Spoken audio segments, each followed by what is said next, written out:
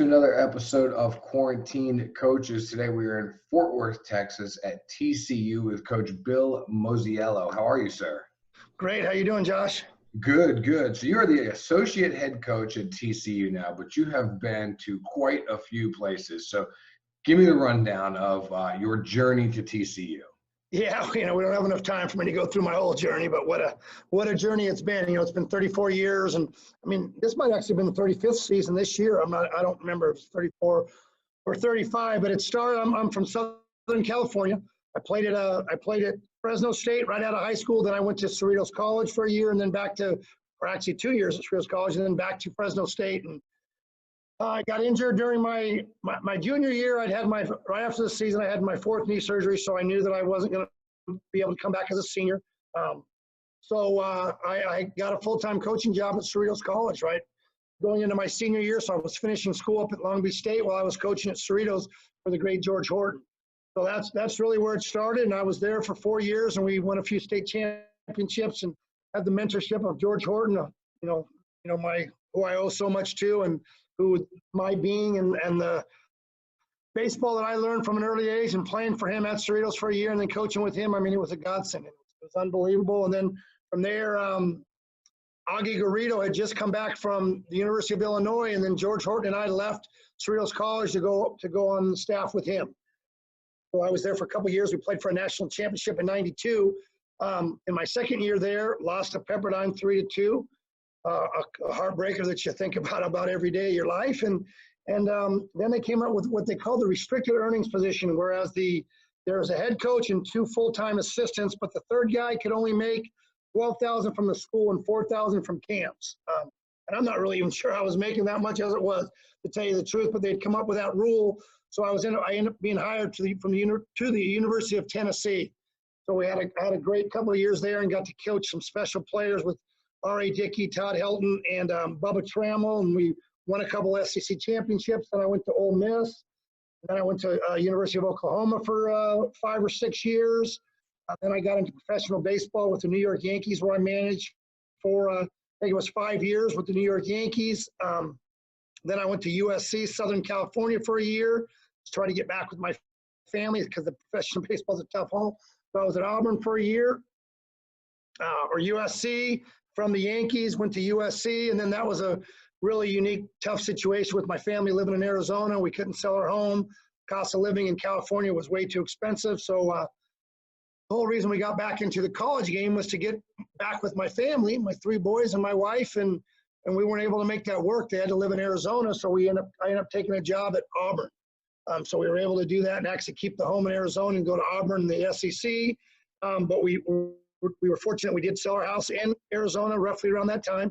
So I was at Auburn for a year, and then I ended up going back to professional baseball with the Angels for 3 years and had an awesome run there and coached some amazing players and around some amazing coaches.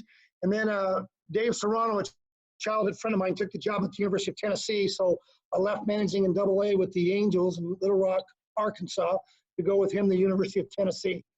So I was there for 2 years, had an amazing situation come up at TCU. So I took that, and then this is my 7th year at TCU. Holy hell. So it's, like I said, I can speak for, and I was actually at Arizona State after Oklahoma, so I even forget some things throughout. Wow.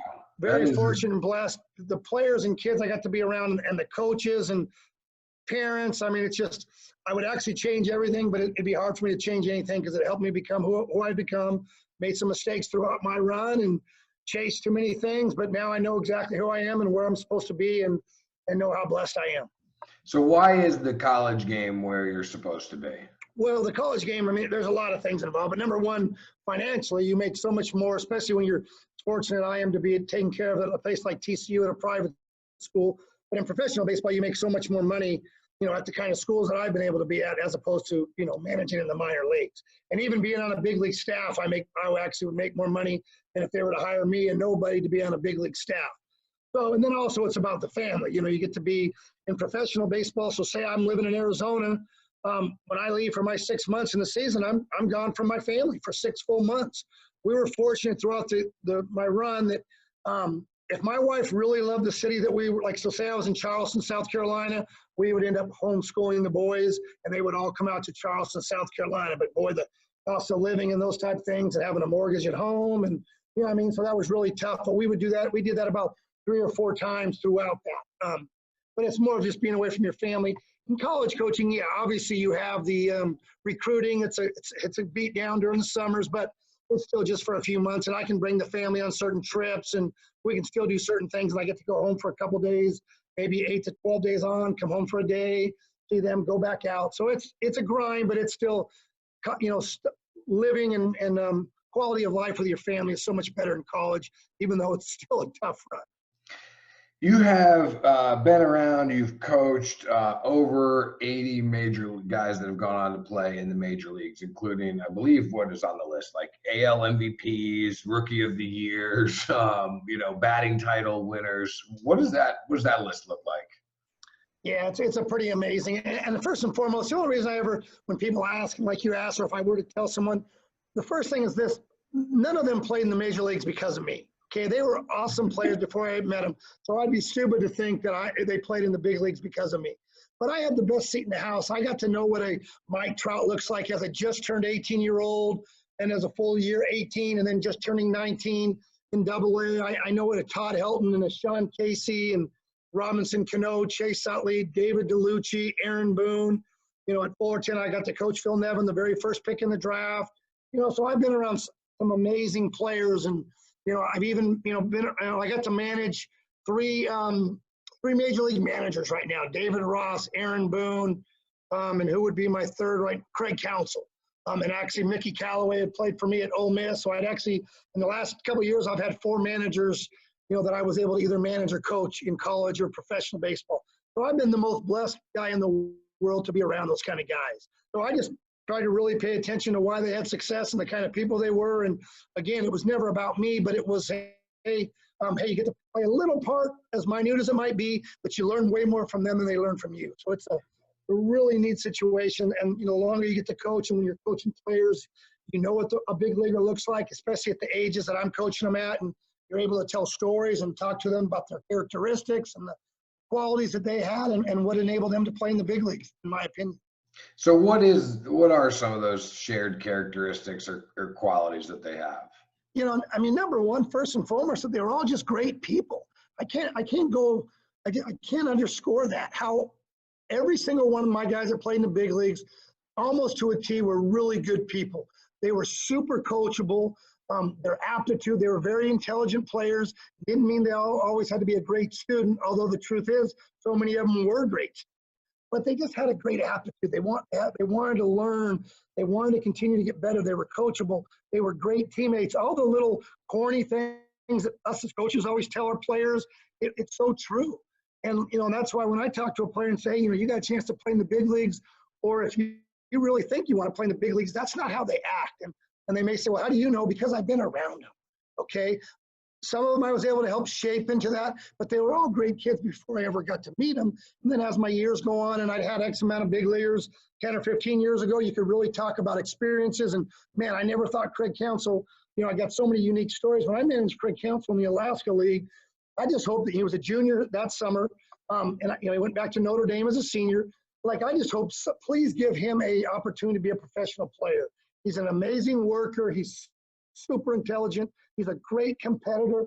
You know, hoping he'd be a senior sign, which he was. And then he goes on and wins 2 rings on 2 major league teams, the Marlins and the Diamondbacks. I was going to say, the last time I think I was in the same place as Craig Counsell, he was crossing home plate to win the game, and that was it. You know, that was the series. In '97 for the Marlins. So for the Marlins and the Diamondbacks, he played a huge role in them winning world championships. And the funny thing about him is, he would get released from big league teams that weren't winning teams. They'd release him, but the winning teams couldn't win without him.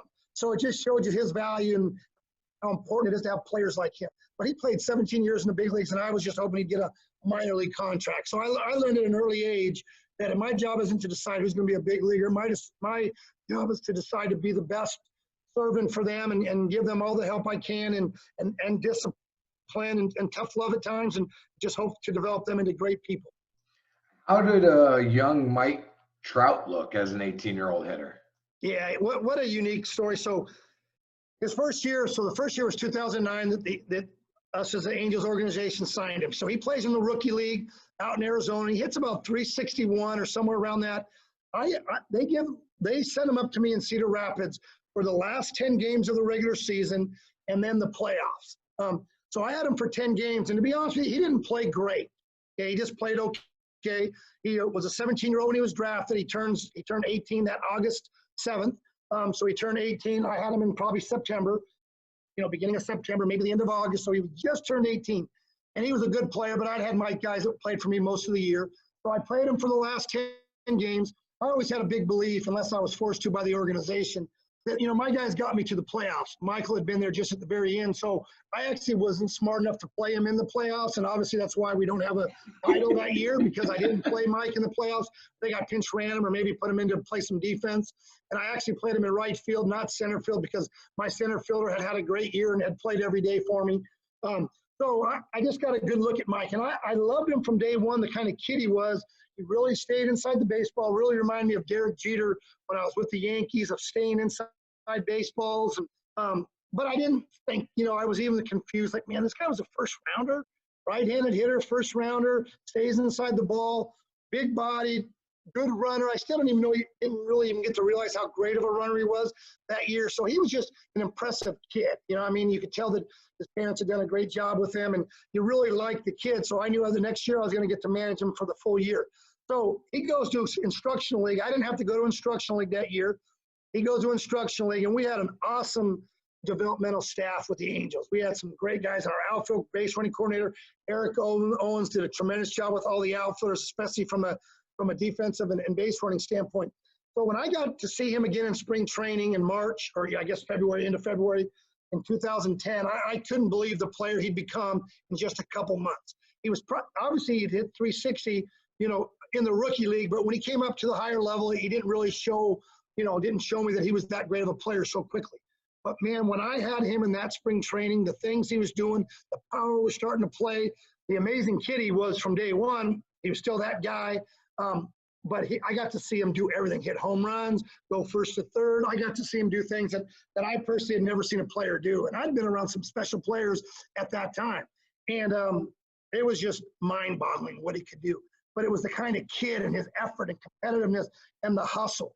But as a hitter, he stayed inside baseballs. He used the field. He was a more walks and strikeout guy. For a young kid, that was amazing. His discipline, I think, say that first full year with me, say he had 347 at-bats, he may have swung at only the first pitch of 3 at-bats. I may be wrong a few here or there, but it was almost like that. And some of our brass and the higher-ups, that bothered them. To me, it was the greatest thing a hitter could possibly have. I was around Todd Helton, who actually didn't swing at a first pitch in his life until his junior year. So I'd seen that. I knew how important that was, and I knew how special of a hitter you actually had to be to not be afraid to hit with strikes. And it's shown out through their career why they aren't afraid. Where did a young Mike Trout needed to be helped with his swing? Yeah, so with this swing, it wasn't. I had my hitting coach was Brenton Del Chiaro, who was a young, just got done playing in the Angel organization. He had a great rapport with him and did a great job with him. But it wasn't more swing issues. It was just more of letting him be himself. He was such a polished hitter from day one. So there wasn't a lot involved in changing his swings. It was just his daily work with Deli and myself and just talking to him through game situations and just being a hitter. But he had such a great feel for hitting from day one. And that's what made him so special. It was that he used the whole field like great hitters do. And that's what bothers me, and we'll probably get to this during this broadcast, is there was no talking to Mike about launch angle. And Mike, you got to get your launch angle here, and you got to pull the baseball, and we got to hit for more power. We just let him be who he was. Okay, and we fostered it. And I think he was fortunate to be with the right manager that loved guys being patient. Like I said, some of the other people didn't. They wanted him to swing more. And I was like, you can always swing more as you get older. What sometimes happens with hitters is the guy starts moving levels, and they want him to learn to be patient and control the strike zone. When every level you go up, the tougher the pitches become, so you got to swing more. So I knew that was the least of his worries, was learning to swing more. As he got older, he can learn to be more aggressive, but he has a great understanding of the strike zone, and there's nothing like the ability to hit with 2 strikes, and most importantly, not be afraid to hit with 2 strikes. And I knew that even in the big leagues, and even in his first couple of years, he led the league in strikeouts, I think, one year. But he still leads the league in walks, and he strikes out more than you'd want, but because he's not afraid to hit with 2 strikes, and he's real patient, which actually enables him to drive baseballs, and which enables him to be a lifetime 420 on base guy. And that's what makes him so special. And I knew that as he got older, he'd ambush guys on some first pitches. But if you still watch him, he still has one of the lowest rates of swinging at first pitches in the major league. So I always knew that was a great trait. So, before we open up the can of worms there on the old school, new school stuff, how, we always like to look at these great players and say, how are they the same? They're all so motivated, self-motivated, blah, blah, blah, blah, blah. And like, that's great. Kids need to hear how they're the same.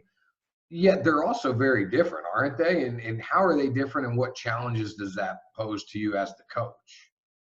Yeah, so what, me and no one knows it better than me, actually, being in college for so many years and was in the minor leagues with some great players, is that they are different in their physical ability. Mike Trout weighs 240 pounds, and when I was managing him, he could run some 3.89s down to first base. So physically, he was a freak.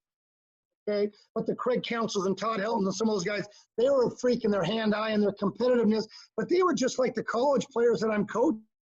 That's why, Mike Trout is came out of, first round that plays in the big leagues, but so many other guys that I mentioned, they all went to college.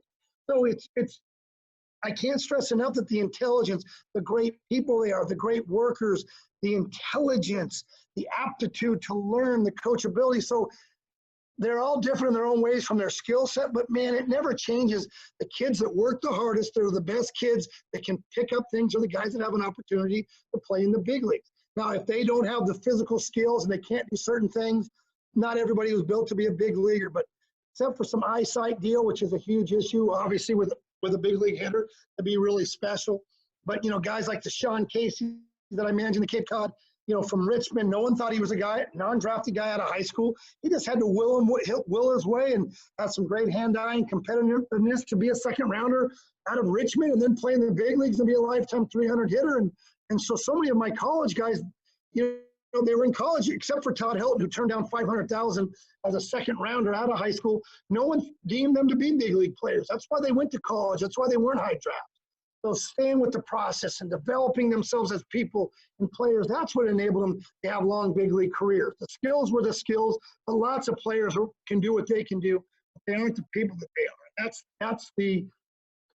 That's what changes everything. Right. I mean, these are obviously great hitters that you're talking about that came up in a time where there was no hit tracks and Rapsodo and all the technology that we are using today. And so I wanted to discuss that more with you. But first, like, what is when we say old school and new school coaches, like, what is the real difference? Is it simply who grew up with the age of technology and who didn't? Yeah, I mean, that's basic. And old school, which means is someone that's old like myself, that's seen something that was done in the old school. You can't call a 25-year-old coach old school because he has no idea what it looked like 15 years ago, let alone 30 years ago. And I'm, first and foremost, I have huge respect for what's going on today in baseball, the analytics and those things. There's some brilliant coaches that have some great thought processes. Okay, and I am, like I said, numbers and things, they don't lie. So they're an avenue for us that are awesome. But what's being lost is, when someone were to use the term old school, is like even the old school, how Mike Trout was developed in 2009, 10, and 11. We didn't talk about hit tracks. There wasn't numbers being shown to him every second. Now, what they do is they use his numbers today and tell you, hey, well, Mike Trout has 42 of his 49 homers, his launch angle was 22 degrees, and you know what I mean? So that's what we need to get hitters to. But it's about process. About how do you get to those launch angles? Mike Trout, even to this day, he's a high T guy. When he was in the minor leagues, the first thing he did is you gave him high flips, and he wanted to control his barrel and work on the ball above his neck, and he'd swing at every pitch to control his barrel. Okay, now if you were to throw that at a young guy or some analytics guy, they'd be, oh, that's crazy. You don't want to stay above the ball. You need to work under the ball. And I'm like, the result of hitting the ball out of the ballpark, yes, you do. But what were the routines that got them to be a big leaguer? How do they train? That's what we need to understand. So the old school training and the new analytics, and to be able to show you what numbers are and help guys get to different levels, that's awesome. The other day, I got some, and I'm not a big Twitter guy, but I get people sending me things all the time, and my wife sends me, and then all my baseball friends around the country, and one of my great buddies sends me the other day, Mark McGwire, a little hitting video, and Mark McGwire is talking about when I'm in BP or during my tee work in the cages, I was trying to hit a ball through the belly button of the pitcher. My goal was to hit líneas, and he had some scud rockets or something. He had some great term and talked about, and in his BPs, and what he did is he hit balls through the pitcher's chest, through his belly button to the back net. I mean, I know Mark McGwire doesn't know much about home runs, although he may hit a few in his career, but yet he's telling us how he prepared. That when he hit, he didn't think about his launch angle. He didn't have a PVC pipe where he was doing drills and tilting his swing uphill to try to get the ball in the air. All hitters that have ever played in the big leagues, they know how hard it is just to square baseballs. So their goals in a cage or during a BP were line up to the middle, get down through the ball. It didn't mean get on top of the ball and hit ground, but they knew and able that on a key or soft toss or regular BP, that in order for them to handle 90-mile-an-hour velocities in games, they had to have a nice short down through the baseball, extension through the baseball is where I would get balls in the air. I watched Jim Thome, talking about hitting. All he did was hit 600 homers, and he's talking about hitting balls through the middle, line drives, keeping it off the high net. So that's how they train, whereas now we're trying to force hitters to train uphill, hitting balls up in the air. When that's not how those guys train. The end result with them trying to get through the baseball, enable them to get the ball in the air. 20 years ago, we all knew the best swings had to get in the air to get over the fence. Okay, everybody knew that, but they weren't trying to manipulate swings and force a launch angle from the get-go. They were trying to get through baseballs, and then it would help them get through the baseball. The truth is, when you watch hitters and you really study them like I do, the barrel always stays above their hands until roughly they start getting to the belly button, and that's when they get their extension through the baseball. They're not trying to manipulate it on the backside. They're getting through baseball. So that's where I get really upset on how really good hitters are built. And we've got some great, super intelligent young hitting coaches that say a lot of neat things, and they can have a great PowerPoint presentation, and it's awesome for me because I love watching them because they're good, but it's like, buddy, that's not how it's taught. That's not what they're thinking about. Hitters don't think about getting a finish up through. Yeah, I was gonna ask you, what do you think of all the hitting experts out there these days and their computers? I mean, I think there's huge value to them, but they need to be, like I said, I'm up to listening to them, to trying to get better, and they need to have some understanding and having some dialect or have some conversation or meet some, of the previous great hitters. And that's fortunate for me because I was around them. I didn't make them, but I got to watch them.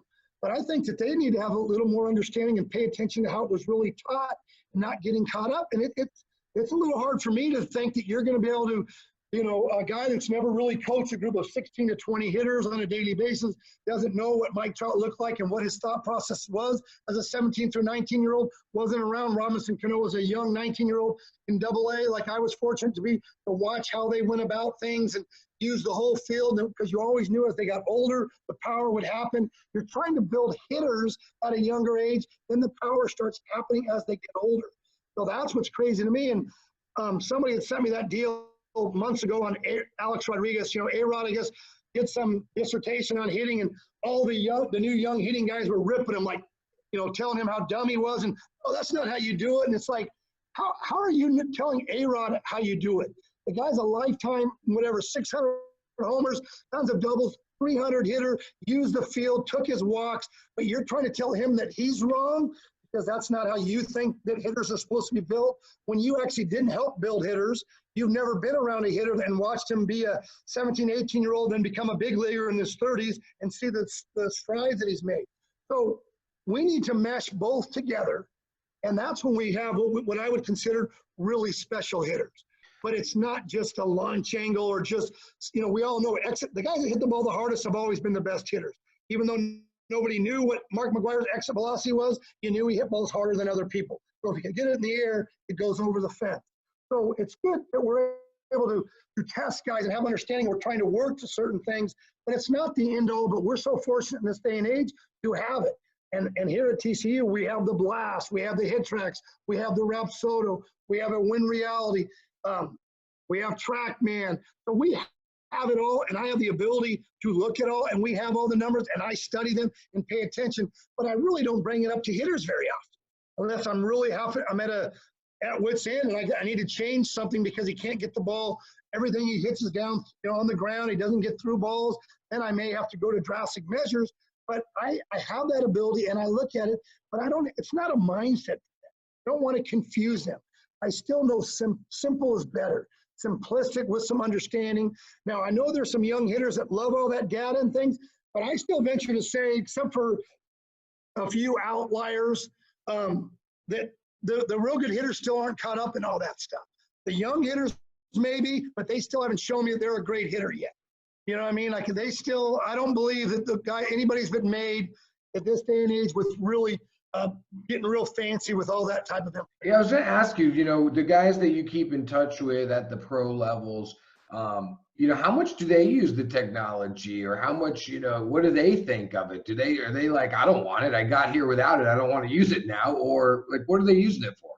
Yeah, so like I said, number one, intelligence was a big factor I told you about with all the players that I was around. So, yeah, lots of them love to pay attention to it. Like they love to have it, and they pay attention to it, and they know that there's value in it, but it's not the end all. And they're still talking about, so what, at a young age, we're trying to stay through the middle of the field, stay on the baseball, get through baseballs. They're still not talking about, man, you need to get the ball in the air. They still teach how they were trained and what they knew made them successful. But the value of numbers is great. My only thing that bothers me is when we're trying to get a young hitter to try to manipulate the baseball. And when you hear a guy, like, nobody's ever tried to hit the ball on the ground, okay? But when you try to you watch something and they're trying to teach a young hitter that, hey, hitting a ball on the ground is bad. Well, get a runner in from third base with less than 2 outs with the infield back. That's called winning baseball. That's value. Hitting a ball the other way with 2 strikes through the 3-4 holes a right-handed hitter or 5-6 holes a left-handed hitter, that's value. That's how you get on base. That's how you drive in a guy from second base with 2 outs. That's how, if you can use the field, they can't play you one-dimensional defensively if you have the ability to spray the ball all over. You use the count. You're driving baseballs till you get two strikes, but you have to have the ability to use the whole field with 2 strikes and handle more pitches. So that's where I just think they're missing. They're undervaluing the guy that can use the field, that has the hit tool. Okay, and we all know we want power. But if your exit velocity you're a high school kid and your exit velocity is 80 to 82, your fly ball doesn't beat anybody. So you're not trying to chop down the baseball, but you're trying to hit line drives, stay through baseballs. As you get older, staying through the doubles that you hit are going to go out of the ballpark. So it's important to me that hitters learn how to become hitters at a younger age and not get caught up in all this. We've got fathers that don't know much about it, and they're looking on Twitter and saying, son, I just read the guy says don't hit the ball ever on the ground and go in the cage and hit balls in the top of the cage. And that's just not what hitting is. Liners through the box so I can handle more pitches, so I can become a complete hitter. That's what hitters do. And then you keep evolving as a hitter as you get older. And as you can see, I'm passionate about that. No, it's good. Has the technology made your job more difficult for you to teach young hitters? No, it doesn't, because I refuse to change. But there's value to it. I have what's called FOMO, fear of missing out. So I do pay attention to that. You know what I mean? Because I want to be there for all my players, make them become the best version of themselves. So there's times when I watch a guy speak, or I'm looking at something and thinking, man, am I missing the boat? Why is these guys are talking about things that are so foreign when the guys are talking too crazy, and then the special guys are talking, hey, I know what he's saying. He's just a lot smarter than me, and I love how he's articulating it. Too fancy for me, but I get it and I understand. But then some of the guys that consider themselves gurus are real crazy, and they're saying some really ridiculous things, and they're teaching even stupider things. And I'm like, that's not how these guys that are great hitters, that's not how they were developed. That's not the process that they had. And that's the key word that I think everybody needs to understand is there's a process of developing a hitter. There isn't the end all in trying to get a guy to certain results. And then the numbers will tell you, hey, hey, buddy, you're a 340 hitter, but you don't have many extra base hits because, you're a 5 to 8 launch angle guy, you know what I mean? And you're going to start needing to get from 10s to 14s to get balls in the airs. And then obviously the guys that have the exit velocities, 18s to 22s, and you're over 95, and that's magic, you know what I mean? That's when we're going to have home runs. But there's a process that goes through it. And then again, every time I get scared to death when I'm watching these great speakers, because I'm like you, Josh, and everybody else that wants to be successful, man, they have a passion for the game, and you listen to everybody. And then sure enough, I'll see a Nelson Cruz. Somebody will send me a deal on Nelson Cruz, and here's the guy that's led in the last decade home runs, and he's actually a 300 hitter, and he's talking about low line drives, staying through baseballs. And here I would worry for the last month about launch angles, and am I missing something? And then I'm watching, here's this guy still in the game, having great success, and it's not his thought process. I remember seeing an interview with Lindor a few years ago. Eric Burns was in there, and his home runs hadn't gotten up, and Lindor's talking to him on MLB about, his work, and Eric Burns is baiting him like, hey, so you change your launch angle to hit over 30 home runs, right? And he's like, oh, no, I haven't changed anything.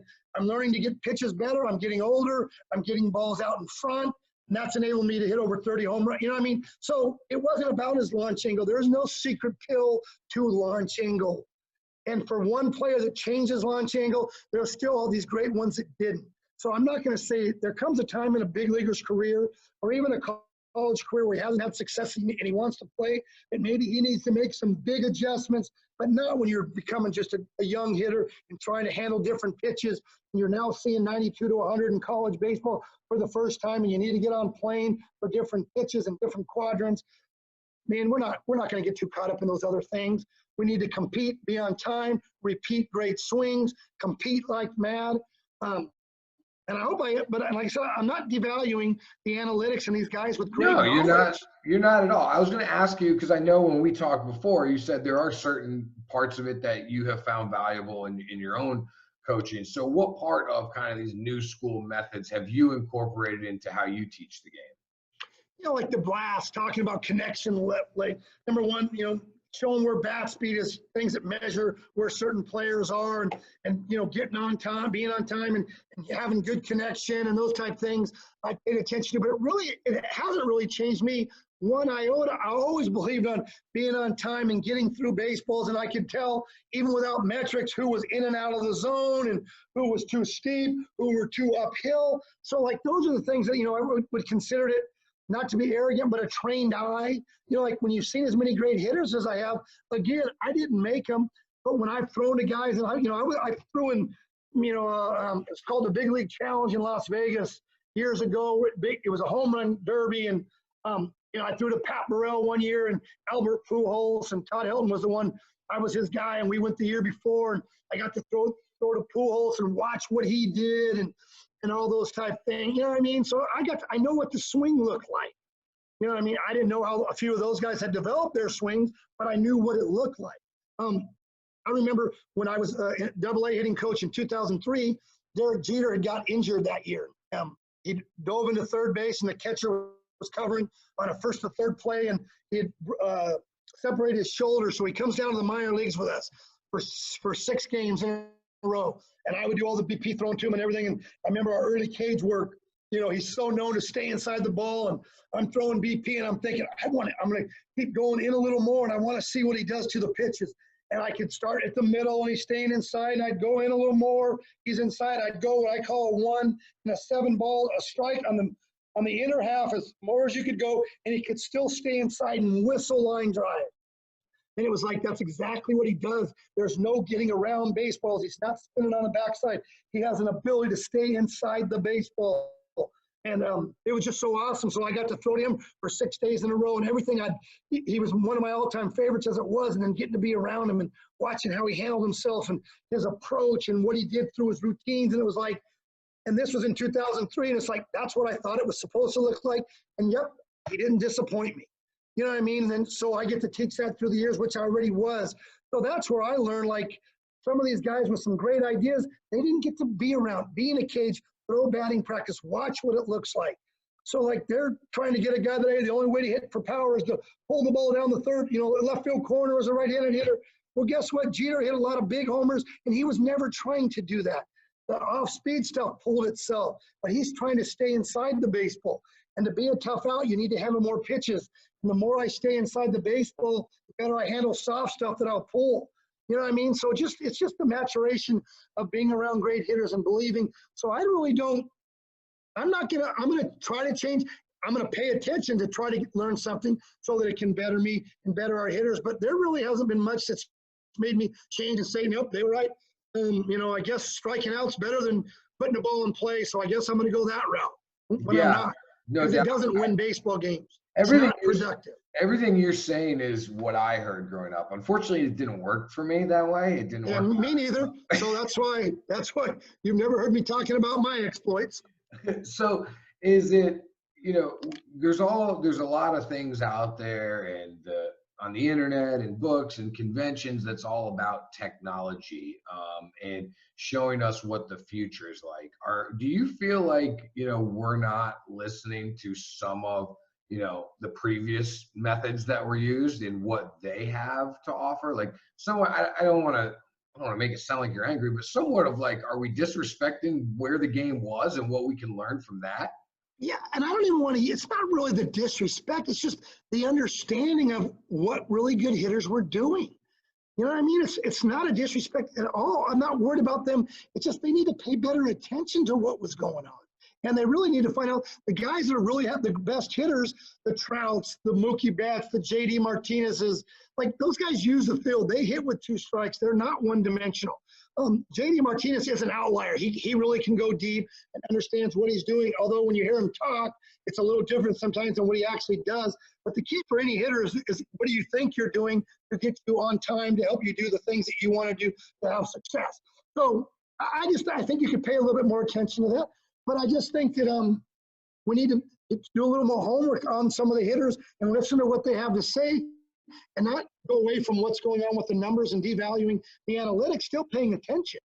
But it's still, you need to have some understanding of what was going on and what made them great, Is the quality of baseball better or worse today than it was 10, 15 years ago? And this is where I don't want to be that guy. Well, back in my day or when I first, but I've never faced a team, in the last few years and went, that's the best offensive team I've ever seen. Boy, that's the best group of hitters I've ever seen. Or even, hey, there's the best hitter I've ever seen. Still the best ones I've ever seen are guys from the past. So hitting's not at its all-time best.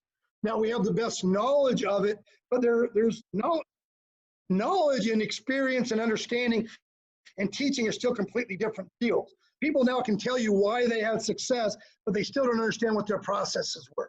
The hitting's not the best. In the major leagues, what are we seeing?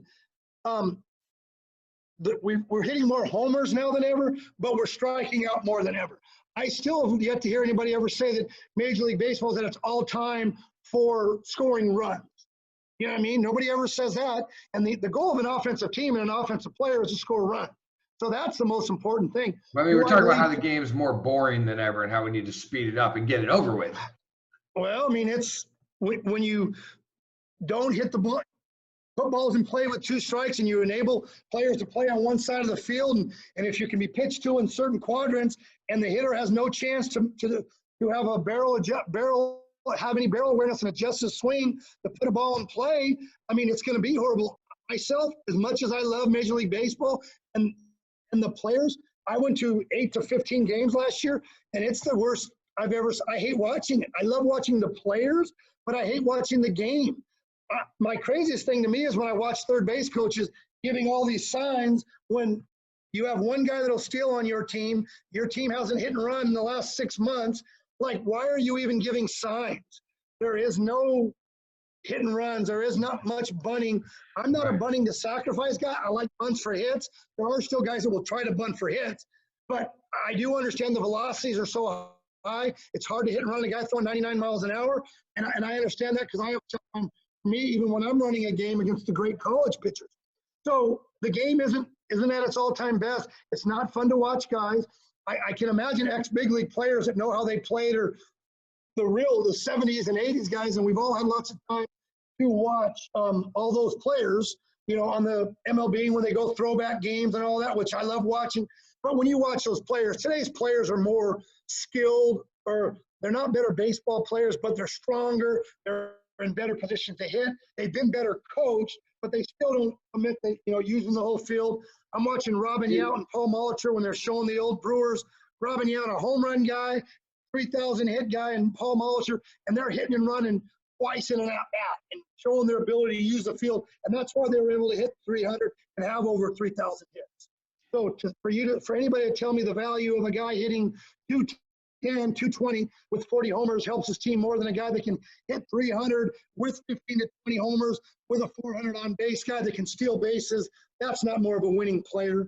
You know what I mean? And I'm into winning players. I'm into winning baseball games, playing baseball. Is a defensive shift against a hitter basically saying, hey, man, you suck. You got no barrel awareness? No, I wouldn't go there exactly. You know what I mean? I do think it's some of them that they just believe this guy refuses to make adjustments. It's just the numbers actually would show, hey, we're willing to give up a hit through the other way at times and make him think that way as opposed to his power. But I do think, I saw Tim Critchen the other day talking about Wade Boggs, and I remember when Adam Dunn was playing, he was talking about the shift they play on him and how much it bothered him, but he knew, and I remember his comment, and I kept the article, that, man, if I was Todd Helton, they couldn't do that to me. So I wish I could do what Todd Helton could do. So I just think sometimes now we're just not we're telling guys it's okay not to use the field, and it's okay. You don't need to hit with 2 strikes. The numbers show in the game you only hit 190 with 2 strikes, so let's not worry about it. But the great hitters can hit over 270, 280 with 2 strikes, and that's still why they're the Mookie Betts and Trouts and J.D. Martinez's. Why Todd Helton could have 240 more walks and strikeouts, even though he hit 369 homers and almost 600 doubles. And, you're going to tell me a guy with 424 on base percentage isn't value for your team winning? You know what I mean? Yeah. So I just think I really believe the game's going to go back. I think that their hitters are going to be valued. A guy that can use the whole field and put the ball in play and hit 300, but has to have production, drive-in runs. I understand all that. But I think it'll come back a little bit, and I think they'll get that in between at some time. Because it's funny for me, we'll have certain hitters, and the pro guys will come to me, and they'll talk about they like him, but he strikes out too much. And I'm like, strikes out too much? Now you're speaking what I speak, because I know that if you strike out a lot in college, it doesn't translate into professional baseball. But you're worried about strikeouts, but in your game, you guys don't care. But I understand his thought process, and that's what I believe.